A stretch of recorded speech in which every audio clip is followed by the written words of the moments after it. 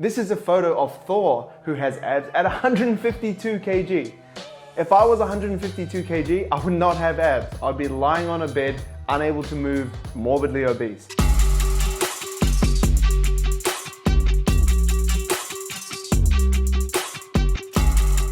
What's up YouTube, Brock Ashby here. In this video, I'm going to take you through the ideal weight for a six-pack. Let's go!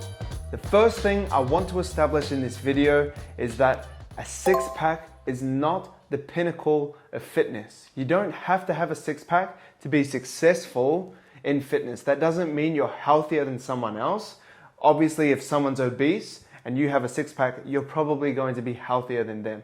But just because you have a six-pack doesn't really mean that you're healthy. It just means you have a low enough body fat percentage. It might mean you have great genetics to have abs, but it doesn't mean you're better than anyone. I think previously in the fitness industry, it was often glorified, like if you didn't have a six-pack, you couldn't be an Instagram model or you couldn't be a fitness influencer, whatever you wanted to be.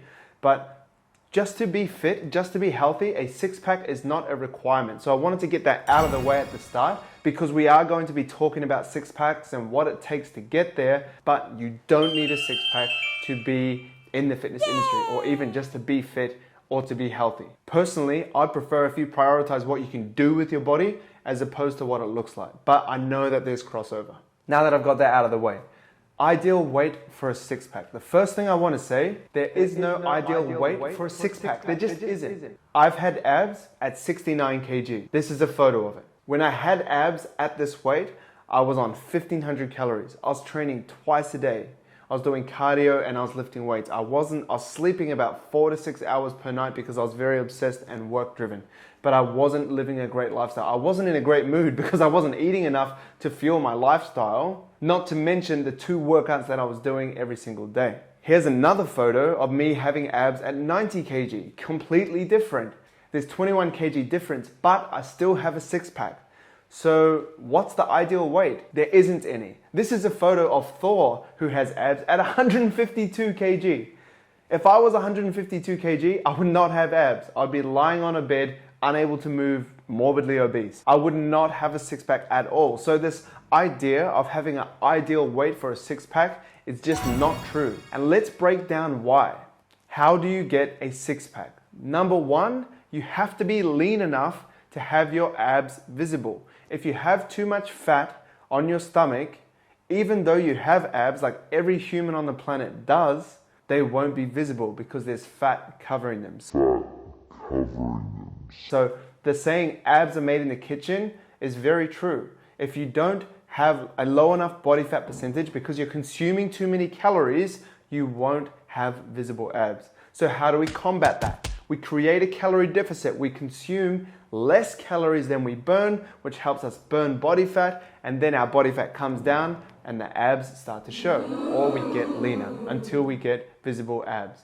And that might be 10 kgs away from someone, it might be 1 kg away from someone, it might be 20 kg away from someone. But if you do get lean enough, most of us will see abs. The second thing I want to talk about is genetics. This is a screenshot from my DEXA scan. If you don't know what a DEXA scan is, ultimately it measures your body fat, but it also takes other readings. What I screenshotted in my DEXA scan was the area where it says that I stored my body fat. So I think in this, I was 13.7% body fat or something like that. I can't really remember off the top of my head, but it will be in this video. And in mine, in the body composition results, and I'll bring this up on the screen here, you can see that in my trunk, which is highlighted in red, I only store 8.71% of my body fat.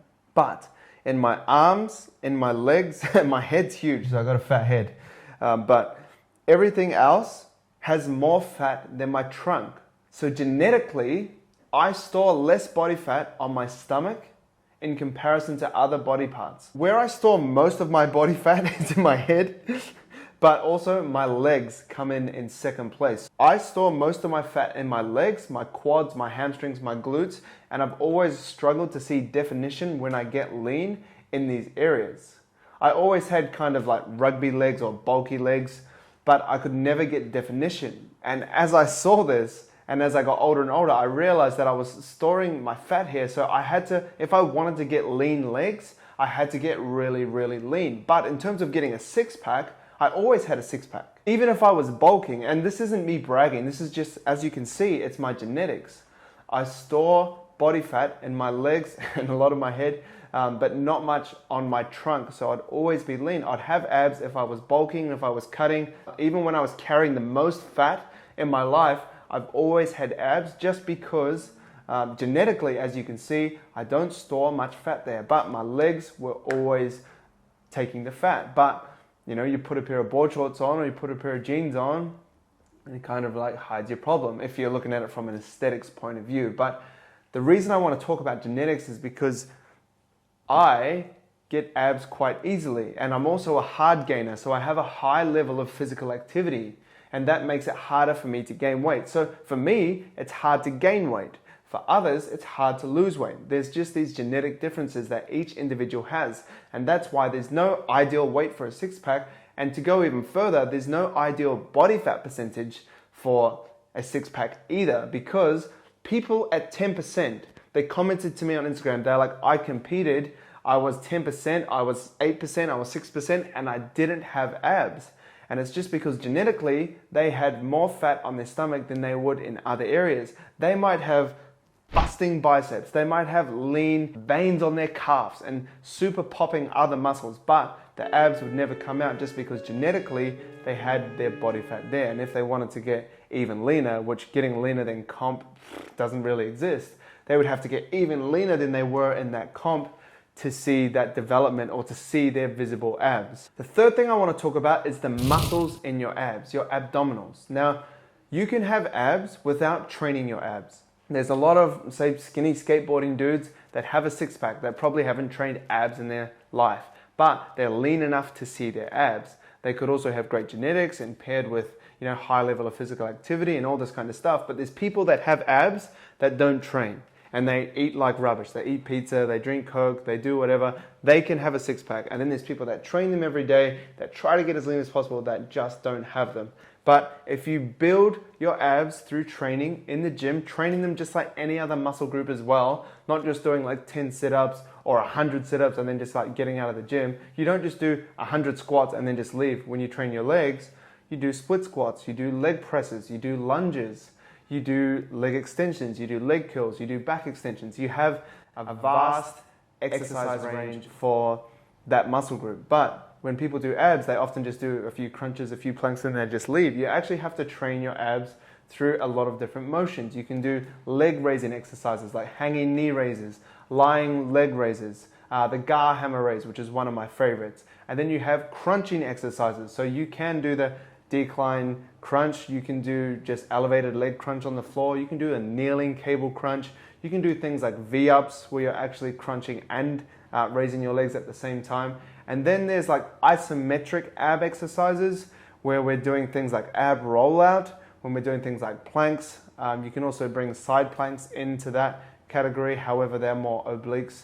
But isometric exercises, crunching exercises, and knee raising or leg raising exercises are kind of three categories that you can draw from. What you want to do is train multiple movements with your abs. Instead of just doing the same ab exercises over and over and over and over again, you still need to mix it up every 3 to 4 weeks like you mix a training program up. So don't forget about that. Abs are just like every other muscle. They also need recovery. So when you're training your abs, look at recovering them. A lot of people are like, oh yeah, I just train abs every day because I want to get my abs. You don't train your legs every day. You don't train your chest every day. You don't train your arms every day. You don't train a muscle every day because it needs to recover. If it's not recovering, then it's not going to get stronger or bigger. You need to give it recovery. So for me, I like to train abs 2 to 3 times per week. There has been times where I haven't trained them at all. There has been times where I've only trained them once a week. There's also been times where I've trained them like 5 to 6 times per week, and I haven't seen any extra benefit from training them more than 2 to 3 times per week. If you train them right, you don't have to train them a lot. I also like doing loaded ab exercises like the kneeling cable crunch because you can actually measure the progress.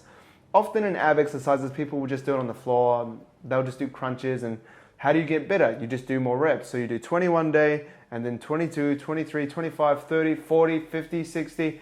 How do you get better? You just keep doing more reps. I like to find loaded ab exercises like the isometric cable hold, like the kneeling cable crunch, because that's how you can actually measure your progress and get stronger. So if you do have something like a crunch machine as well in your gym, I don't have it, but that is a great way to actually measure if your abs are getting stronger. So when you're trying to get a six pack, forget ideal weight, forget ideal body fat percentage, look at getting leaner, take into consideration your genetics, and then number 3, make sure you're training your abs as well. Yes, a lot of people will say your abs are getting trained in compound lifts. 100% they are. So you don't have to train them if you don't want to. But if you are seeking to build thickness in your abs or definition or muscle mass, then I would recommend training them 2 to 3 times per week on top of your compound work or the other exercises you're doing in your programs. When I'm training abs, I don't do a million exercises.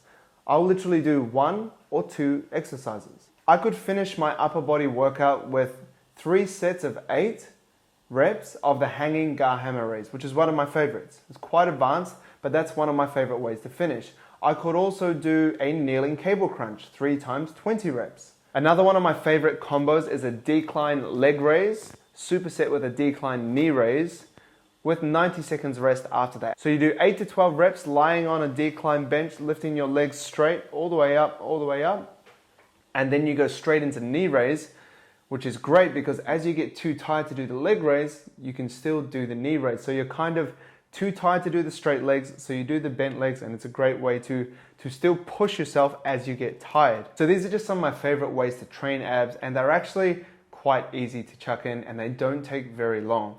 Chucking that in 2 to 3 times per week is great. Before I was talking about crunching movements, leg raise movements, and isometric movements, what I actually like to do is do different types of ab exercises. So let's do easy maths. If you have 3 ab sessions per week, what you can do, the first one, you could do a leg raise. So you could do hanging gar hammer raise, 3 sets of 8, like we said before. On the second ab session, what we could do is a crunch movement. So we could do a kneeling cable crunch, 3 times 20 reps, like we said before. And then on the third ab session, what we could do is isometric exercises. So we could do an ab rollout. We could do 3 times 6 to 8 reps of ab rollout. So there we've trained abs 3 times in the week. You've had a day to recover in between if you did them Monday, Wednesday, Friday, let's just say for easy math. And you've done your work to help build your muscle mass. Yes, you've built them in your compounds, in your squats and your deadlifts, your bench press, your overhead press, and other exercises that you do. Even some unilateral work like front foot elevated dumbbell split squats or single leg deadlifts, barbell hip extension as well for the bilateral movements. They're going to work your abs really well. But if you do want more icing on the cake to build your abs and even make your core strength stronger, these are great ways to incorporate it. I hope this video helps. If you do have any content that you want to see from me, I am taking that on board. I ditched YouTube for a long time, but I'm back now. I'm posting a lot of content. I'm posting 1 to 2 times per week. I'm posting shorts as well, almost every day. So yeah, I just want to grow this community. I do like longer form content. Instagram's cool, TikTok's cool, but it's also nice to really dive into topics and give you a perspective of how I think and how I can help you achieve the goals that you want to, or just develop an understanding of things in the fitness world. If you have any topics that you want me to cover, please drop them below. This is Brock Ashby here. Let's go.